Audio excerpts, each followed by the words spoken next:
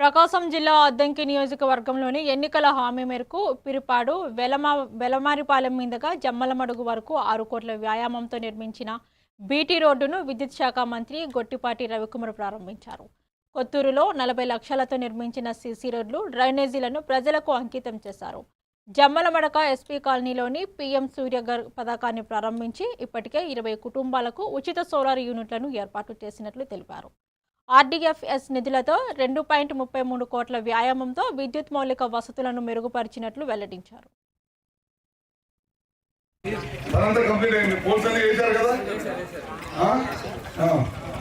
ఇప్పుడు వెల్లవారిపాలెం కానీ పెద్దజమ్మవాడి కానీ కొత్తూరు నేను వచ్చే 3 ఊర్లు దాదాపు ఒక ఊర్లో 282 పోల్స్ వేసాం.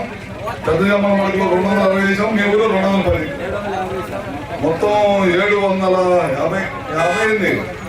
600, 700, 642, 1,20 లక్షలు కలిపి సీసీ రోడ్డు మెయిన్ రోడ్డు కూడా కలుపుకోనా, మెయిన్ రోడ్డు కూడా కలుపుకొని 1,20 లక్షలు కలిపి పెట్టాము.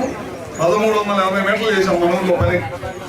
నాబార్డులో తార్ రోడ్ వేసాం. బొప్పలపాడు రూటు జమ్మలమడక మన కొత్తూరు వెలవారిపాలెం మీదుగా 4.75 కోట్లు 8.2 కిలోమీటర్లు రోడ్డు వేసాం. మొత్తం తార్ రోడ్డు వేసాము.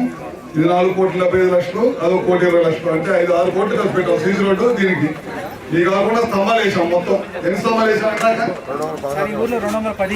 210 స్తంభాలు కొత్త చేయించాం కూడా చేశాం. నేను దగ్గర నుండి చేయించుకోండి పని. నువ్వే దగ్గర నుండి